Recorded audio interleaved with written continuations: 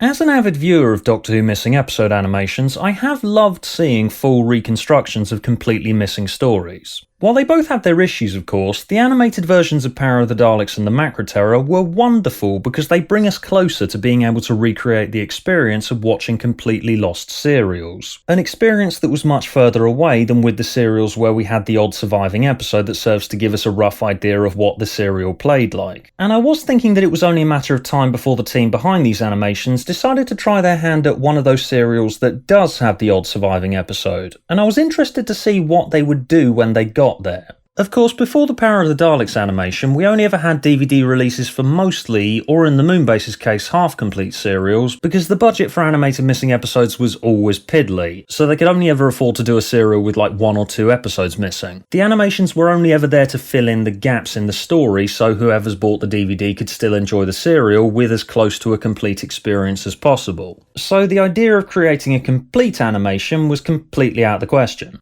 But watching the Macra Terror DVD and seeing how stunningly beautiful they made it look, the ambition of the team behind these animations has obviously grown way beyond existing just to fill in the gaps in people's classic Doctor Who DVD collections. They clearly want these to exist as animated episodes of classic Doctor Who in their own right. So while it may feel pointless to have the team make animated versions of the Faceless Ones episodes 1 and 3 when we have the Faceless Ones episodes 1 and 3 but not the rest, I kind of understand why they've gone ahead and animated the whole thing. Even though creating an animated reconstruction of something that exists seems stupid, in principle, these things are here to offer complete experiences, so I get why they've done it, to give this production total visual consistency. That being said though, this theory is at odds with the Sharda DVD from 2017, which if you'll remember correctly flips between animated versions of scenes that never got shot and the existing footage. I loved the Sharda DVD to bits, and it's an argument against it being strictly necessary to be visually consistent, because I remember thinking while watching it that the flips in it weren't grating at all. It's such a fluid production that it can be treated as a complete piece. In theory, we could have just been left with the original episodes 1 and 3 and had 2, 4, 5 and 6 animated and still had as complete an experience as possible. I mean, it's nice that they've done it, I'm not saying it isn't, but the reason I make this point is that the degree to which these animations can be a faithful recreation of a missing episode is still kind of impaired anyway. Because like I noted when I talked about the animated Macra Terror, the disconnect between the animation made by people in the modern day and the original audio that was recorded off someone's telly in the late 60s is always noticeable. Two halves of an audiovisual experience made in completely different contexts will never create a totally complete product, although this production in particular has certainly come close. The disconnect between the audio and the visuals is ever so slightly less noticeable with the Faceless Ones 2020, because for one thing, the Faceless Ones doesn't have a whole lot of action in it, and for another, given we actually have a third of this serial, the team behind it have clearly had a decent visual guide that's been taken and fleshed out beyond the episodes that we have. While there are some noticeably shonky bits, the visual style and cinematography is consistent with the existing episodes. The disconnect has been noticeably diminished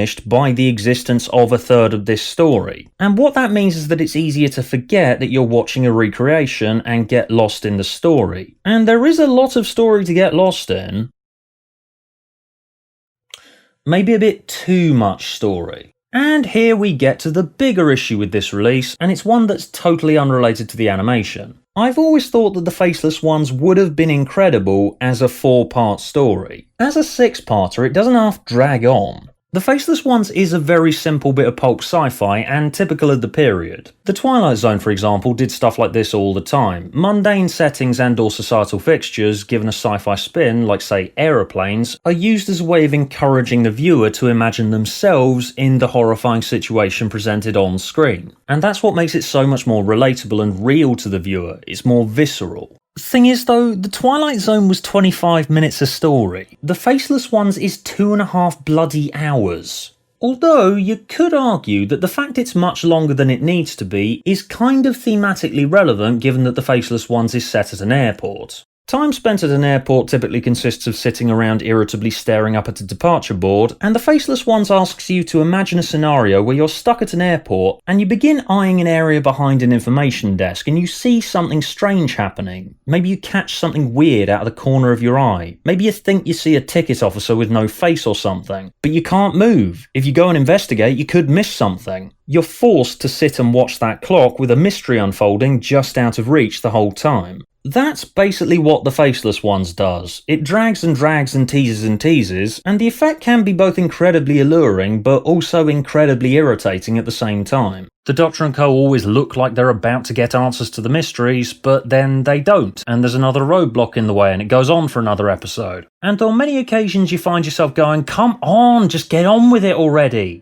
Which is exactly what you would say when you're waiting for your gate to open at an airport, so it's quite meta in that respect. Although this is almost certainly a reading I'm projecting onto the Faceless Ones in hindsight to justify its length artistically. 4 parts was very much all this needed. There's being a tease, and then there's being 2.5 hours long. The core idea is gold. Airports are weird, disconcerting places filled with multiple levels of people in uniforms talking gibberish at you about documents, and it just makes sense to have a Doctor Who story where it turns out that aliens are manning a tour operator that kidnaps people. It's taken travel anxiety and translated it into a sci-fi context. When you're travelling, you feel lost and confused a lot of the time, and you're in a situation where you have to trust that everyone around you wearing a uniform knows what they're doing. And the Faceless Ones is there to go, "No, don't trust anyone." It creates a paranoia-fueled environment where you're never quite sure who's been replaced or not. You have to second-guess everyone around you. Each step of the story rises organically from the last. We go from establishment of its mystery, bits and pieces of the puzzle surrounding chameleon tours being drip-fed to you, sowing the paranoia, the reveal of the spaceship. It does give you exactly what you want,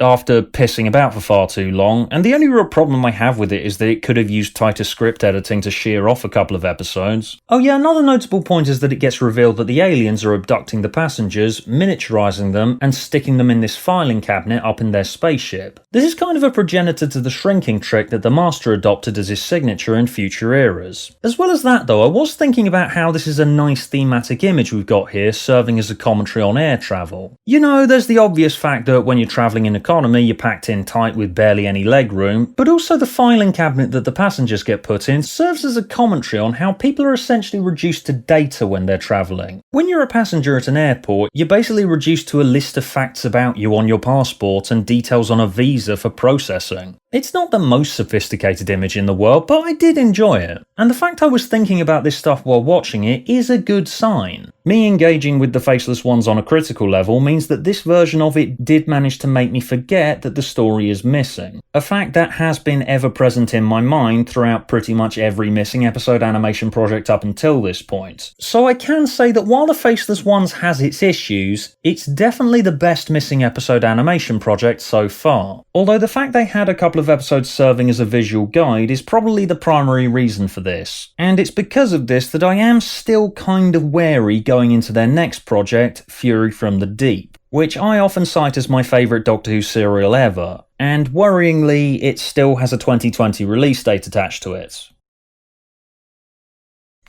Yeah, slow and steady wins the race, guys. Remember that.